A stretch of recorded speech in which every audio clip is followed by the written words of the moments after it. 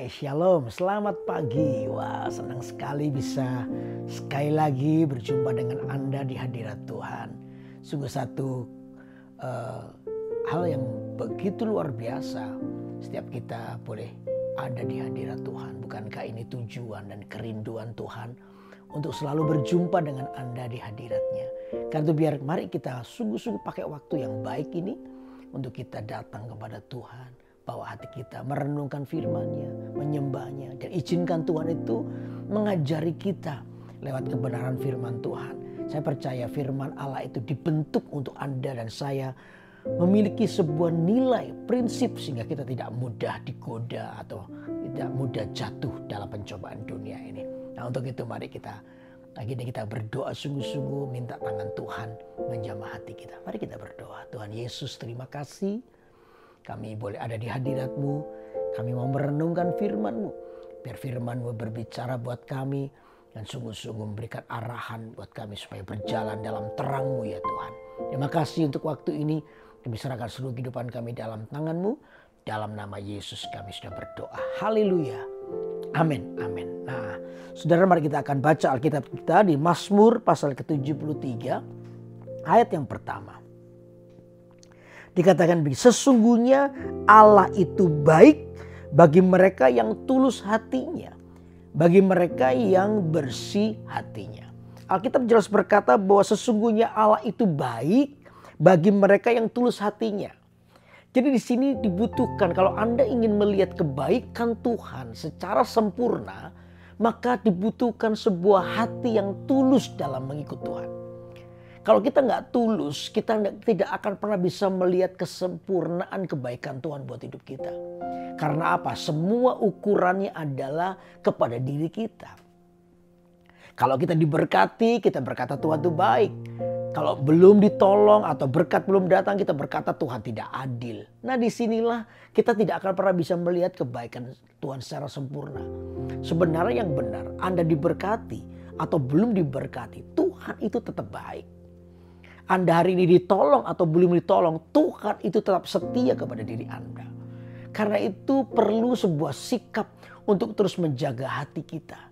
Nah, di perenungan pagi hari ini saya mau ngajak Anda untuk melihat satu contoh di Alkitab seorang tokoh yang tidak terlalu terkenal. Kalau saya sebut namanya Anda mungkin tidak pernah tahu atau jarang mendengar. Tapi ini orang adalah orang yang luar biasa menurut saya. Karena orang ini cukup andil di dalam rencana Allah terjadi di muka bumi ini. Salah satunya adalah lewat orang ini yang dapat menjaga hatinya. Nah, untuk itu mari kita akan baca Alkitab. Ya, saya sebut saja tokohnya yang bernama Eliezer. Ya, kita akan baca Alkitab kita di dalam Kejadian pasal yang ke-15 ayat yang kedua. Kejadian pasal 15 ayat kedua. Siapa Eliezer? Eliezer adalah seorang hamba yang dipercaya oleh Abraham. Ya, Eliezer ini adalah seorang hamba yang dapat dipercaya oleh Abraham. Coba lihat Kejadian 15 ayat 2. Abraham menjawab, "Ya Tuhan Allah, apakah yang akan Engkau berikan kepadaku? Karena aku akan meninggal dengan tidak mempunyai anak. Dan yang akan mewarisi rumahku ialah Eliezer orang Damsyik itu." Ini adalah perkataan Abraham. Abraham sudah berumur dan dia belum punya anak. Menurut tradisi dari orang-orang Yahudi, maka kalau orang punya berumah tangga lalu meninggal dan tidak punya anak, maka harta warisannya akan jatuh di tangan seorang hamba yang dipercaya olehnya. Dalam hal ini Abraham mempercayai Eliezer sebagai hambanya. Mungkin satu sore, satu saat ketika Abraham baru pulang kerja misalnya. Ya, tiba-tiba dia panggil Eliezer, "Eliezer, ayo dipijiti kakiku ini." Dipijiti. Lalu Abraham bilang ini, "Sir, Eliezer, aku ini sudah tua. Dan kamu tahu aku gak punya anak. Nanti kalau aku sudah meninggal dunia, seluruh harta itu buat kamu ya. Kamu yang kelola jadi milikmu." Wow, saudara. Mendapat janji yang seperti itu tentunya kita semua ya bahagia. Termasuk Eliezer. Kalau tiba-tiba Anda dapat rezeki, dapat warisan yang begitu. Karena Abraham itu orang kaya. sangat kaya pada zaman itu. Hartanya banyak, itu jatuh ke tangan pemuda yang mungkin berangkat dari desa atau kemana. Yang gak terlalu kaya, tapi tiba-tiba dapat janji. Janjinya adalah kalau aku meninggal, hartaku ini buat kamu semua. Wah, tentunya ini adalah kabar sukacita yang luar biasa. Eliezer juga bahagia. Ya mungkin mendengar ini, sudah Abraham sudah tua, sebentar lagi sudah bau tanah, sebentar lagi mau meninggal. Wah, hartanya akan kejatuh di tangan saya akan jadi orang kaya. Luar biasa.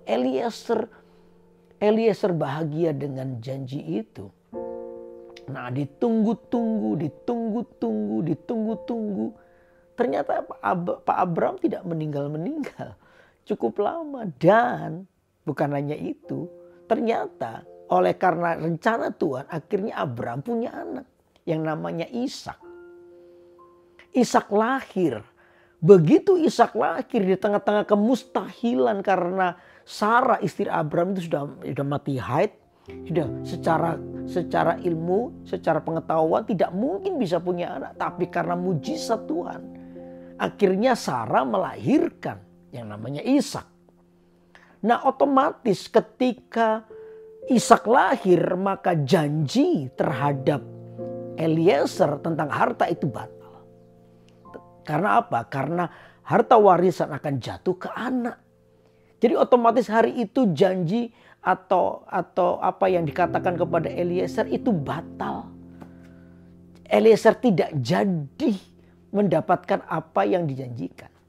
Nah, disinilah posisinya. Bagaimana kita tetap memiliki hati yang tulus, hati yang baik. Kalau Eliezer marah, mungkin Eliezer punya alasan. Ini cuma di PHP atau bagaimana. Ya, tapi Eliezer adalah orang yang tidak larut dalam situasi. Ini penting, saudara. Kenapa? Sangat mudah untuk iblis membelokkan hati kita ketika kita dikecewakan.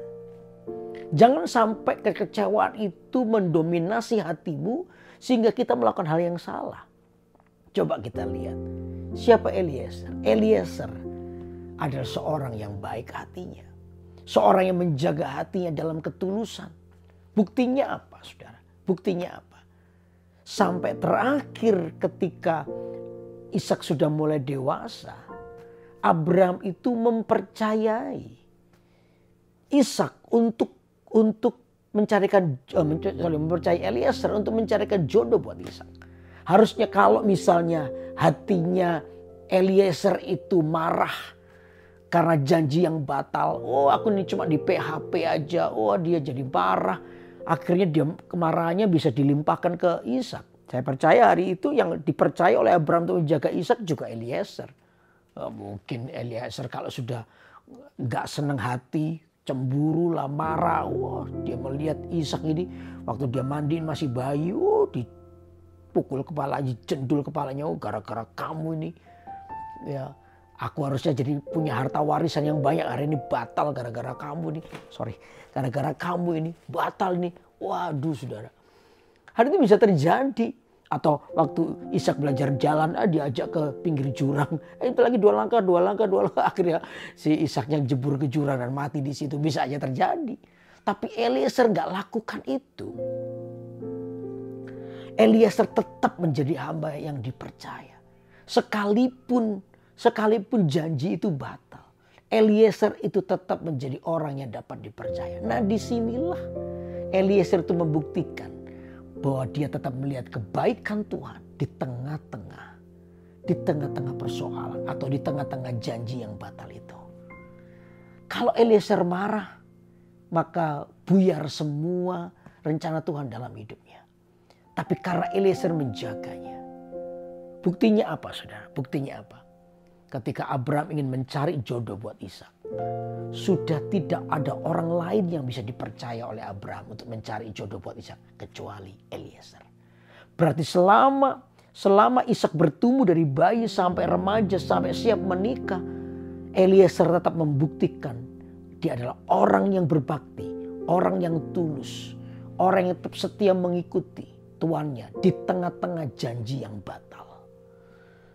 Di tengah-tengah janji yang batal. Jadi orang ini tetap menjaga hatinya baik. Dia menghargai keputusan Tuhan. Dia menghargai semua yang Tuhan putuskan. Orang boleh bercita-cita, tapi Tuhan memutuskan. Nah, tidak mudah jadi orang seperti ini. Tapi Eliezer membuktikannya. Contohnya apa di Alkitab, saudara? Orang yang hatinya baik. Di tengah-tengah seperti itu. Ketika dipercaya oleh Abraham untuk mencari jodoh bagi Ishak, Eliezer tetap memberi yang terbaik. Buktinya apa? Coba buka di Kejadian pasal yang ke-24. Kejadian pasal 24 ya. Kejadian pasal 24. Kejadian pasal 24 ayat yang pertama sampai dengan yang ke-9 saya akan bacakan buat saudara.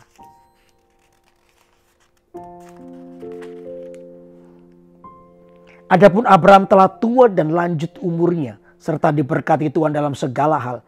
Berkatalah Abraham kepada hambanya yang paling tua dalam rumahnya, yang menjadi kuasa atas segala kepunyaannya. Katanya, baiklah letakkan tanganmu di bawah pangkal pahaku, supaya aku mengambil sumpahmu demi Tuhan Allah yang empunya langit dan yang empunya bumi, bahwa engkau tidak akan mengambil untuk anakku seorang istri dari antara perempuan Kanaan yang di antaranya aku diam. Tetapi engkau harus pergi ke negeriku dan kepada anak saudaraku untuk mengambil seorang istri bagi Ishak anakku. Lalu berkatalah hamba itu kepadanya, mungkin perempuan itu tidak suka mengikuti aku ke negeri ini. Haruskah aku membawanya anakmu itu kembali ke negeri dari mana tuanku keluar? Tapi Abraham berkata kepadanya, awas, jangan kau bawa anakku itu kembali ke sana. Tuhan Allah yang empunya langit, yang telah memanggil aku dari rumah ayahku serta dari negeri sanak saudaraku, dan yang telah berfirman kepadaku serta yang bersumpah kepadaku, demikian kepada keturunanmu lah akan kuberikan negeri ini. Dialah juga yang mengutus malaikatnya berjalan di depanmu, sehingga engkau dapat mengambil seorang istri dari sana untuk anakku. Tetapi jika perempuan itu tidak mau mengikuti engkau, maka lepaslah engkau dari sumpahmu kepadaku ini, supaya hanya saja janganlah anakku itu kau bawa kembali ke sana. Lalu hamba itu meletakkan tangannya di bawah pangkal paha Abraham tuannya dan bersumpah kepadanya tentang hal itu. Saudara, Abraham mempercayai Eliezer untuk mencari jodoh. Mencari jodoh buat Ishak itu bukan hal yang remeh bagi Abraham. Kenapa? Karena ini ada hubungannya dengan janji Tuhan. Janji Tuhan kepada Abraham, yaitu keturunan akan seperti bintang di langit dan pasir di laut. Jadi Eliezer ini tetap dipercaya. Di tengah-tengah janji yang batal, di tengah-tengah mungkin dia punya alasan untuk kecewa, tapi tetap Eliezer jaga hatinya. Inilah orang yang terus melihat kebaikan Tuhan secara sempurna begitu. Orang ini tidak marah, tidak melakukan sesuatu yang jahat, tidak membalas. Tapi orang ini memberikan tempat bagi berkat Tuhan atas hidupnya. Dan Eliezer pun tidak main-main kalau Anda baca selanjutnya ya.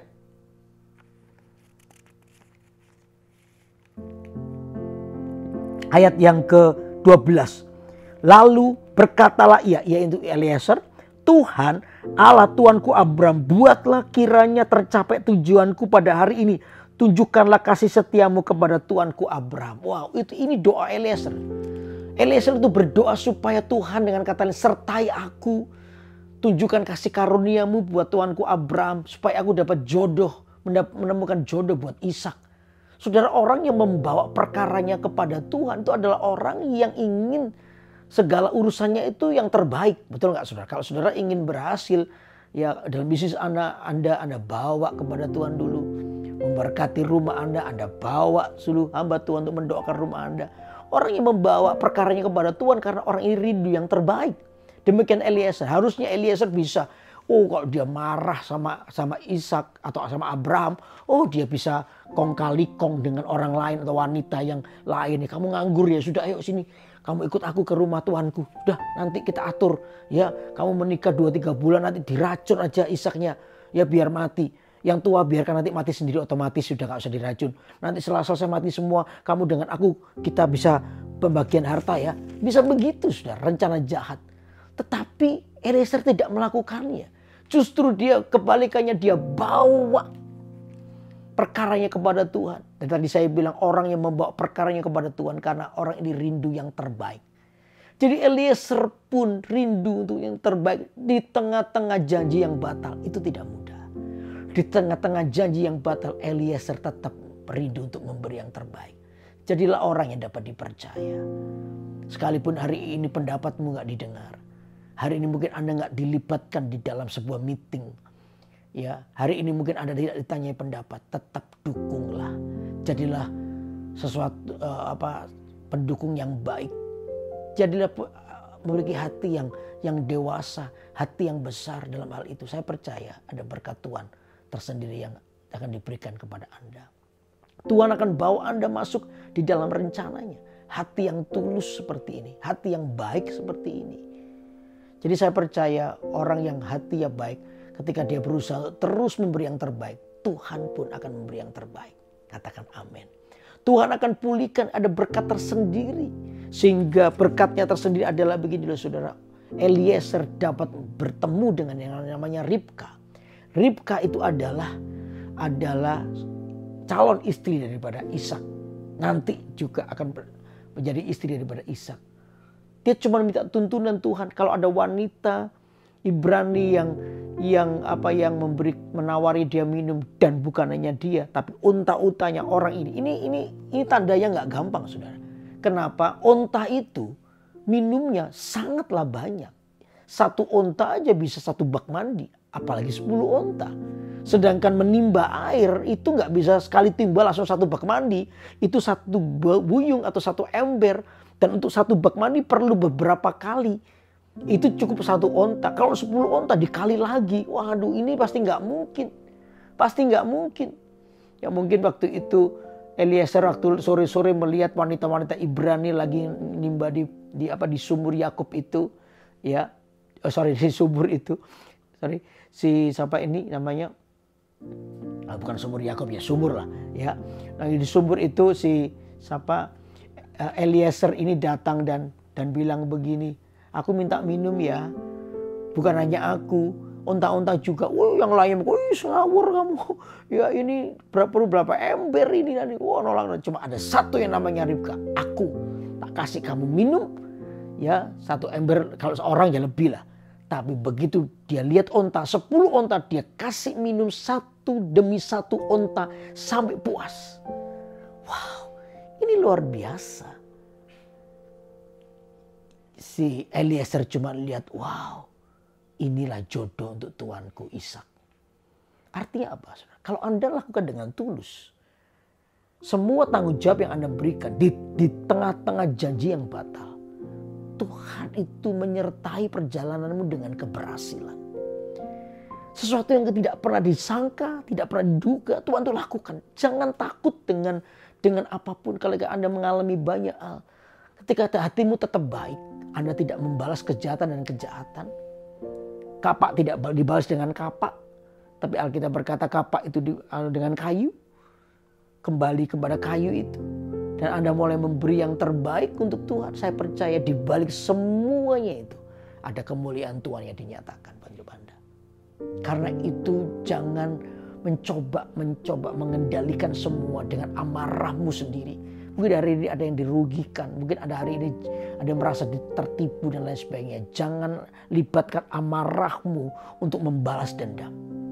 Izinkan tangan Tuhan yang menuntun hidupmu. Dan lihatlah keberhasilan dengan cara Tuhan itu jauh lebih mulia. Dan Tuhan itu suka melakukannya. Amin. Di tengah-tengah semua janji yang batal, Eliezer bertemu dengan tuntunan yang ajaib. Tuntunan yang luar biasa. Secara akal sehat ini nggak mungkin, tetapi Tuhan lakukan. Ribka itu kata-kata itu gadis cantik, dia bukan wanita yang berotot, maco begitu, nggak begitu, dia cantik sekali. Tapi dia bisa diberi kemampuan, bukan hanya kasih minum Eliezer, tapi dia kasih minum 10 untanya sampai puas semuanya. Dan saya percaya itu adalah tujuan daripada rencana Allah. Tuhan membuat sesuatu yang tidak mungkin jadi mungkin. Katakan amin. Amin. Nah ini yang luar biasa. Nah yang ketiga yang saya mau cerita buat Anda adalah setelah kejadian 24 itu, nama Eliezer sudah tidak ada. Nama Eliezer yang ini sudah tidak disebut lagi. Saya mulai bertanya, kenapa tidak disebut? Padahal orang ini adalah orang penting dalam rencana Tuhan. Gara-gara ketaatannya, gara-gara dia menjaga hatinya, maka Ishak bisa ketemu dengan Ribka. Ya, ketemu dengan Ribka, lalu lahirlah dua orang. Salah satu adalah Yakub dan Esau. Setelah itu dari Yakub keluar 12 suku Israel sampai kepada Yesus, sampai kepada Daud, sampai kepada Yesus, sampai kepada kita. Berarti Eliezer ini memegang peranan penting. Ada satu mata rantai yang terjadi di mana Eliezer dilibatkan oleh Tuhan untuk melahirkan generasi pilihan Tuhan. Eliezer adalah salah satu yang dipilih oleh Tuhan untuk terlibat langsung di dalam rencananya. Wow, kenapa? Karena Eliezer tetap menjaga hati yang baik. Amin. Sama dengan kita. Saya selalu berkata buat jemaat dan seluruh pemimpin yang ada. Para hamba-hamba Tuhan. Kita ini adalah seperti sapu. Pastor Philip seringkali mengingatkan kita. Kita ini seperti sapu. Sapu itu berguna ketika dipakai. Ya, kalau sapu itu tidak dipakai, ya sudah, dia di tempatnya pun bukan tempat-tempat yang mulia. Nggak ada sapu itu ditaruh di dinding lalu dipasang figura gitu, nggak ada. Atau ditaruh di atas sofa, tidak ada. Sapu itu tempatnya di halaman depan, kena panas, kena hujan mungkin. Atau di belakang dapur begitu. Sapu itu tidak akan pernah berguna kalau tidak dipakai. Begitu sapu itu dipakai, rumah jadi bersih. Dan yang mendapat pujian ketika rumah bersih itu bukan sapunya. Saya nggak mungkin datang ke rumah Anda bersih, rapi. Lalu saya berkata begini, sapumu bagus ya, sapumu hebat. Itu pasti saya bocor halus. Enggak, saya pasti puji tuan rumahnya. Anda atau istri atau siapa, keren ya, bersihannya rumahmu bersih. Seorang hamba itu ketika melakukan yang baik, dia tahu tujuannya bukan untuk dirinya, tapi untuk Tuhannya. Seperti kata Alkitab, aku ini seperti hamba yang tidak berguna. Sebab kemuliaan itu untuk Tuhannya, yaitu Tuhan Yesus. Apa yang Anda lakukan semuanya kemuliaannya untuk Tuhan. Jadi gak perlu kita ini mencoba menonjolkan diri. Gak perlu. Gak perlu pamer jasa juga, gak perlu. Izinkan Tuhan itu menuntun hidupmu. Dan lihatlah hari-harimu akan dipenuhi dengan kemuliaan Tuhan. Eliezer hari ini tidak terlalu terkenal. Bahkan ketika saya khotbah, mungkin ada beberapa di antara saudara nggak kenal. Kalau Daud Anda kenal, Paulus kenal, Anda tahu semuanya. Tapi siapa Eliezer? Mungkin ada beberapa orang yang hari ini baru tahu, oh Eliezer itu hamba dari Abraham. Ternyata kisahnya begini.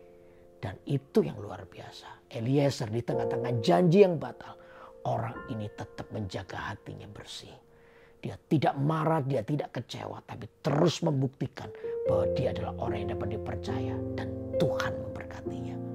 Tuhan memakainya. Sampai hari ini mungkin setelah kejadian 24 nama Eliezer sudah nggak ada lagi. Tapi orang ini punya peranan penting di dalam rencana Tuhan. Dan itu biar hari ini, ayo jadilah orang yang terus menjaga hatimu bersih. Untuk kita melihat rencana Allah yang mulia. Amin. Ketika hatimu bersih, Anda akan melihat kebaikan Tuhan secara sempurna. Apapun yang Anda alami hari ini, mari kita bawa hidup kita kepada Tuhan. Izinkan Tuhan menjadi pembelamu. Izinkan Tuhan yang bersama denganmu melakukan kemenangan di dalam hidupmu. Dengan cara Tuhan Anda mengalami kemenangan. Dengan cara Tuhan Anda mengalami sebuah berkat yang luar biasa. Haleluya. Mari kita angkat tangan kita sama-sama. Katakan ini. Haleluya. Haleluya. Kalau ku hidup bagimu, hatiku tetap menyembahmu. Dunia tak bisa menjauhkanku dari kasih-Mu. Mari katakan sama-sama. Haleluya. Kalau ku hidup bagimu, hatiku tetap memandangmu. Dunia tak bisa menjauhkanku dari kasih-Mu. Sekali lagi dengan hati yang mengasihi Tuhan katakan, Kala ku hidup bagimu, hatiku tetap menyembahmu. Dunia tak bisa menjauhkanku dari kasih-Mu. Kala ku hidup bagimu, mataku tetap memandangmu, Dunia tak bisa menjauhkanku dari kasih-Mu. Katakan, dunia tak bisa. Haleluya. Dunia tak bisa menjauhkanku dari kasih-Mu. Katakan ini dengan iman dan kasih-Mu kepada Tuhan. Haleluya. Dunia tak bisa menjauhkanku dari kasih-Mu. Mari kita datang kepadanya, bawa hatimu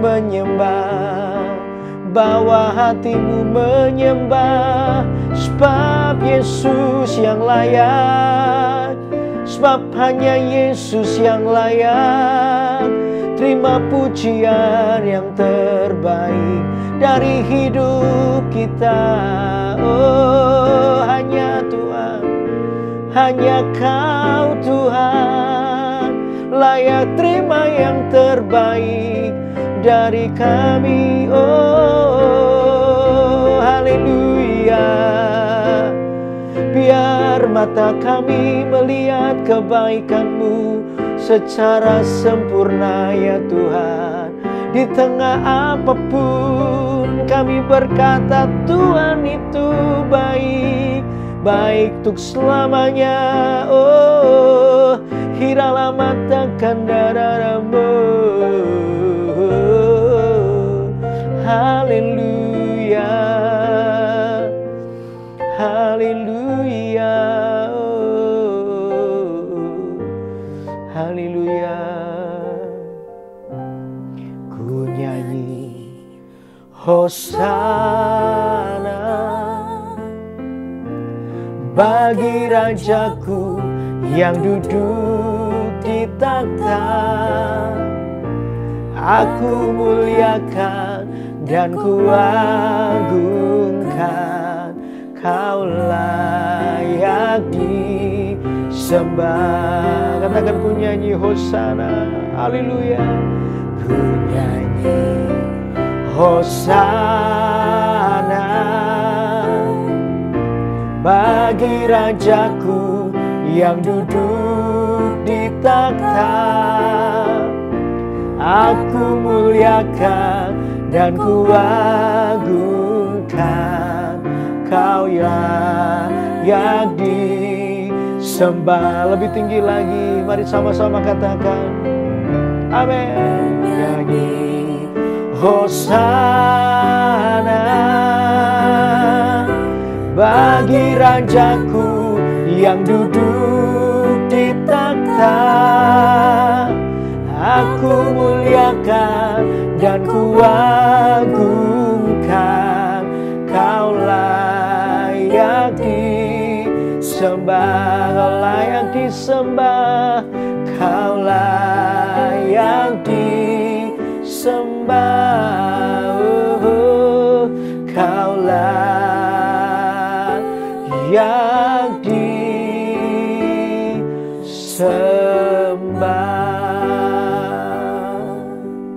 Mari jemaat Tuhan, lihat firman Tuhan ini. Jaga hatimu tetap bersih. Apapun yang bisa kau alami, apapun bisa kita alami. Tapi jangan jaga satu ini.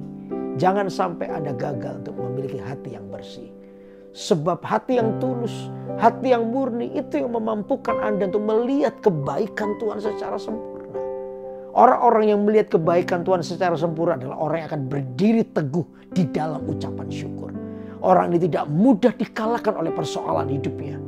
Iblis pasti gagal untuk menipu hidupnya. Sebab orang ini tahu bahwa Tuhan itu baik di segala situasi. Eliezer telah memberikan teladan hidup bagi kita semua.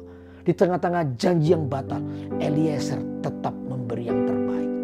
Di tengah-tengah janji yang batal, Eliezer tetap membawa perkaranya kepada Tuhan. Di tengah-tengah janji yang batal, Eliezer pun tetap memiliki sebuah tuntunan Tuhan. Dan dia menemukan jawaban yang luar biasa. Di tengah-tengah itu kita pun hari ini bisa belajar. Orang ini adalah orang yang telah memberikan teladan. Sekalipun orang ini tidak terlalu dikenal, tapi orang ini adalah orang yang telah memberikan kontribusi yang luar biasa di dalam rencana Allah. Jadilah hamba Tuhan yang rendah hati. Dan kita tahu kepada siapa kita memberikan kemuliaan, yaitu kepada Tuhan kita Yesus Kristus. Dan itu biar pagi ini gak ada beberapa orang yang datang dalam pergumulan. Saya mau berdoa buat Anda. Saya berdoa bagi saudara yang hari ini sakit. Mungkin hari ini Anda mungkin sempat kecewa dengan Tuhan. Kok aku sakit gak sembuh-sembuh? Saudara, kesembuhan itu datang dari Tuhan. Itu adalah hak prerogatifnya Tuhan. Tugas kita cuman aku mau berdoa dengan sungguh-sungguh memohon belas kasihan. Tapi di ujung akhir keputusan Tuhan, itu adalah hak prerogatif daripada Tuhan. Tuhan yang memutuskan. Tugas kita adalah say thank you Lord. Terima kasih. Tuhan itu baik. Amin. Dengan demikian kita disebut adalah orang yang melihat kebaikan Tuhan secara sempurna.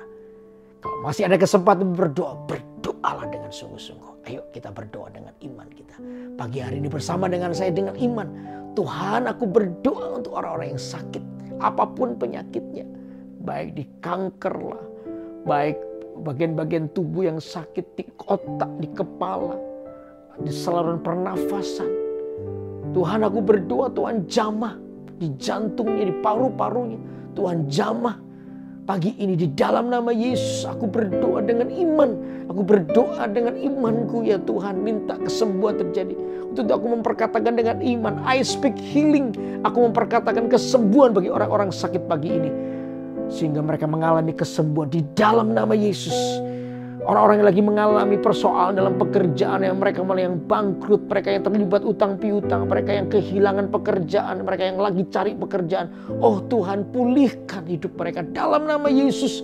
Supaya mereka boleh melihat pertolongan-Mu ya Tuhan.